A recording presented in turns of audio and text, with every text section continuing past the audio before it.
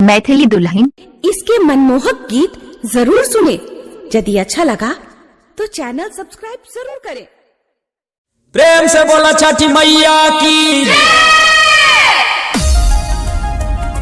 अखन अहाँ सब सुन रहल छी मदनेश्वर स्थान मदना से दुल्हन म्यूजिक की शानदार प्रस्तुति। डीजे गुड्डू राज मधुबनी। सहिया गेलै पहाड़ा देश ससुर नहीं छै घाड़ा बा, ससुर नहीं छै घाड़ा बा। की कैसे के हम कैसे के राधिया देबो छठी मैया। की कैसे के सहमाना जुटैबो छठी मैया। की कैसे के सहमाना जुटैबो छठी मैया। की कैसे के राधिया देबो छठी मैया।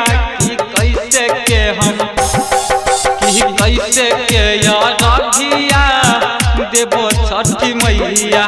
की कैसे के सहमाना जुटैबो छठी मैया।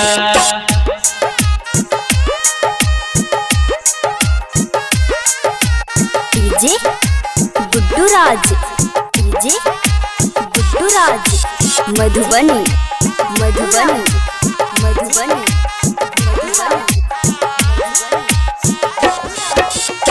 छियै नव कनिया हम बाजार कोना जइबै। गोतनी महादैया साहब बूढ़ घर में कोहना पठैबै। देवरो में मनैया कहना। की कैसे के मनमा जुटैबो छठी मैया। की कैसे के राधिया देबो छठी मैया। की कैसे के हम की कैसे के सहमाना जुटैबो छठी मैया।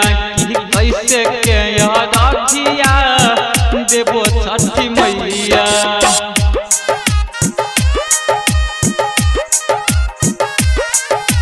डीजे गुड्डू राज, डीजे गुड्डू राज मधुबनी मधुबनी मधुबनी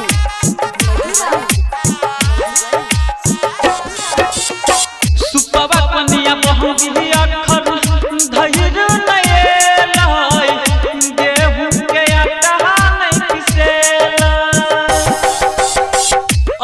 दद के बेहरी मैया बिहित जे देतै तहाना हम नहीं सहबेबै।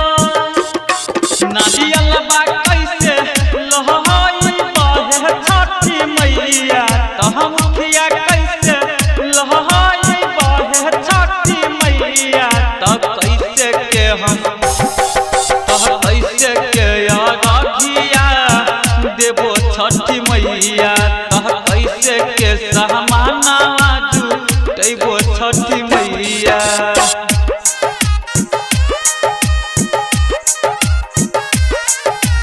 डीजे गुड्डू राज, डीजे गुड्डू राज मधुबनी मधुबनी मधुबनी